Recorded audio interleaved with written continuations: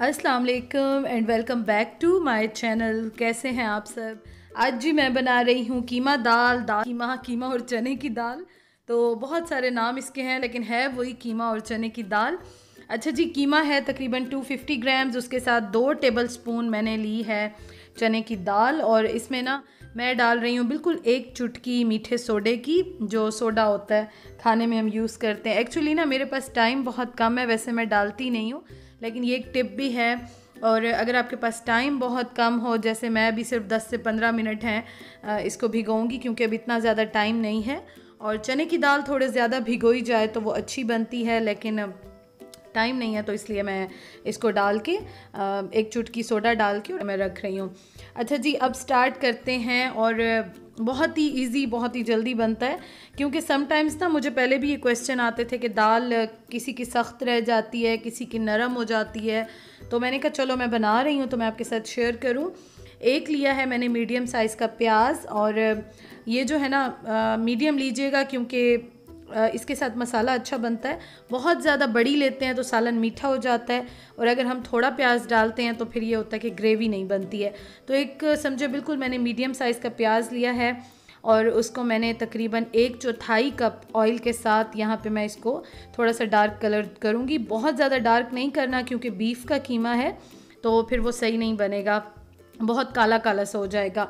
और 1 चम्मच अदरक का पेस्ट, 1 चम्मच लहसुन का पेस्ट मैं ये बना के रखती हूँ। तो 1 टेबल स्पून समझे मैं दोनों ले रही हूँ। अगर आप वैसे बनाएं तो आप 1-1 चम्मच ले लीजिएगा।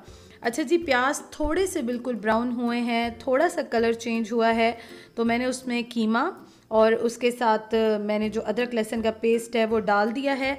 और अब अच्छी तरह मैं भूनूंगी ताकि जो एक कीमे का बीफ का टेस्ट होता है ना, बहुत से लोगों को गोश्त में थोड़ी सी स्मेल आती है, टेस्ट आता है, तो इसलिए कोशिश करें कि जब भी बनाएं इसको तो अच्छी तरह से भून लें ताकि यहाँ पे इस स्टेज पे फिर स्मेल जो है वो ख़त्म हो जाती है। और अदरक ज़्यादा मैंने थोड़ा सा डाला है इसमें, क्योंकि अगर फ़्रेश हो तो फ़्रेश तो बहुत ही अच्छा है, लेकिन मैं ज़रा इस तरह से बनाती हूँ। अदरक ज़्यादा डालते हैं, कीमा भी है बीफ का, उसके साथ दाल भी है, तो इससे ना डाइजेशन बहुत अच्छी होती है और कोई प्रॉब्लम नहीं होता कि आपको कोई भी ऐसा इशू आए। तो ज़रूर आप अदरक थोड़ी ज़्यादा डालिएगा तो कोई इशू नहीं होगा। अच्छा, टमाटर भी एक बड़ा मीडियम साइज़ का लिया है, इससे ज़रा खट्टा खट्टा सा बनता है और मज़े का बनता है। अब मसाला जात में मैंने डाला है नमक, अपने टेस्ट के अकॉर्डिंग डालें। आधा चाय का चम्मच मैंने पिसी हुई लाल मिर्च और आधा चाय का मैं कुटी हुई लाल मिर्च डालूंगी। चौथाई चाय का चम्मच हल्दी, और आधा चाय का चम्मच इसमें जो धनिया मैं घर में ही कूट के पीस के रखती हूँ तो वो वाला मैंने डाला है पाउडर। और आधा चाय का चम्मच ज़ीरा पाउडर डाला है, ये भी घर में बनाती हूँ मैं। गरम मसाला मैं एंड में डालती हूँ, इसलिए अभी वो मैं नहीं डाल रही, बिल्कुल एंड में भूनते हुए डालती हूँ।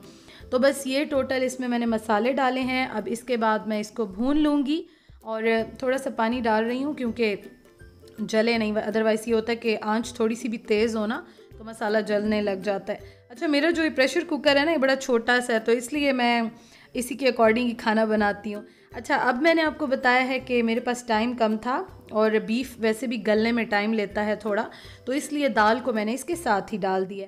अदरवाइज़ मैं मटन में या चिकन में बनाऊँ तो फिर मैं दाल को या पहले बॉईल कर लेती हूँ या आधा जब कीमा गल जाता है उसके बाद मैं डालती हूँ। वो इंशाअल्लाह ताला जब मैं बनाऊँगी तो ज़रूर आपके साथ शेयर करूँगी। अब मैंने इसमें तकरीबन 1-1.5 ग्लास या 2 ग्लास कर लें, वैसे ये है कि आपके प्रेशर कुकर पे ही डिपेंड करता है। मेरा छोटा है तो मैं थोड़ा ही पानी डालती हूँ क्योंकि फ़ौरन ही वेट आ जाता है।